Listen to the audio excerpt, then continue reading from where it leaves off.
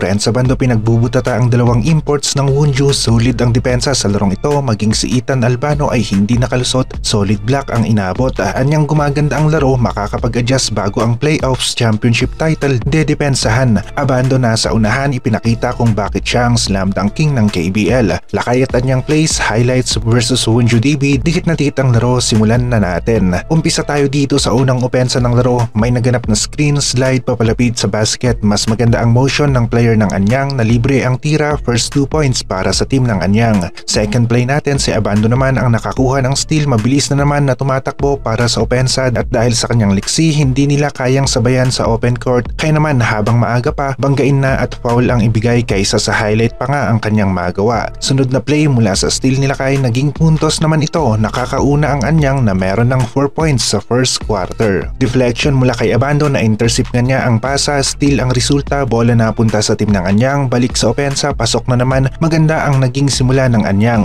Wonju DB play naman tayo, pasa ni Ethan Albano, pumeke ang import ng Wonju, madaling nakalusot sa depensa, AC layup ang kanyang nagawa. Ito naman yung isang matinding play ni Abando, sinubukan niyang i-posterize ang isang player ng Wonju, ganda ng pagkakakuha sa camera, nabitawan nga lang ng konti ni Abando ang bola, kaya naman hindi pumasok at kung titignan natin sa replay ay ito sana ang naging best play of the game kung naging matagumpay si Renz sa posterized dunk attempt niyang ito at marami pa rin ang napasigaw at na-hype sa play na ito kahit na hindi pumasok. Unti-unti namang nag-i-improve ang laro ni Spellman at sa play na ito maganda ang kanyang fade away pasok plus 2 points para sa team ng Anyang. Ethan Albano naman, isa pang Pinoy, ang gumagawa ng malakihang puntos para sa team ng Wonju. Second quarter plays na tayo at isang handoff ang ibinigay kay Abando, nagkaroon ng konting space, Abando tumira ng 3, pasok ang tira ng Anyang, dumidikit na naman sila sa score. Wonju DB play naman tayo, matangkad ang isa nilang import, talo si Monroe sa rebound, sa Wonju napunta ang bola, isang hook shot ang tira, pasok para sa team ng Wonju. Konting patalastas ang KBL, dalawang Pinoy pinakita sa screen, parehong maganda ang stats, nagpapatunay lang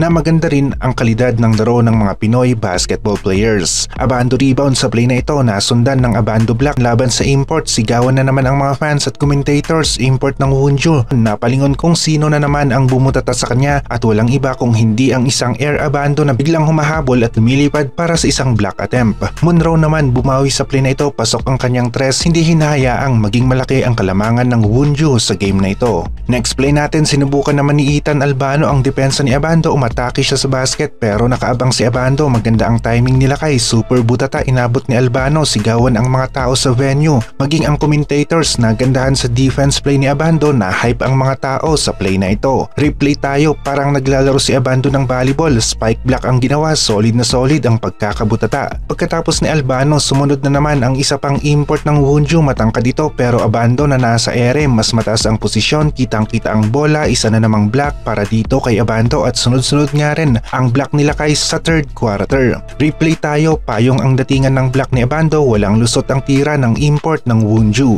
Hindi na natuto ang import ng Wonju, umatake na naman malapit kay Abando at Abando naman na mainit-init pa ang kamay sa pagsupalpal sa mga tira ng Wonju players ay isa na namang solid block ang ibinigay, lipad ang bola at napunta sa team ng Anyang. Block party nga ang game na ito para kay Lakay at pinatunayan na naman niya ang kanyang pagiging Air Abando Pinoy version. Replay tayo at mas kita ang mas solid na pagkakasupalpal ni Abando sa tira ng import ng Wonju. Next play, Abando rebound na nasundan na naman ng isang Abando rejection. Laban na naman dito kay Ethan Albano at sa replay ay kitang-kita na nahabol nga ni Abando ang bola, papataas ang galaw ng bola, sakto naman ang pagkakahabol ni Abando, butata ang resulta. Next Abando play na iwan sa open court, ano pa nga ba ang mangyayari kung hindi ay isang Abando showtime, 76-74 dikitan ang score sa fourth quarter. Replay tayo sa highlight ni Abando at may power rin ang pagkakadakdak nito sa bola. Sumunod na play, Monroe to Abando Express, bilis ng pasa, nasalo ni Abando, maganda ang pwesto sa loob ng paint, 79-76 na ang score natin, fourth quarter, 3 points na lamang ang kalamangan ng Wonju. Natapos ang Abando play sa isang rebound at kinapos ng konti ang Anyang sa game na ito pero yung improvement ng kanilang team kasama si Spellman ay gumaganda at sa susunod nilang laro ay malaki ang tsansa naman nilang manalo.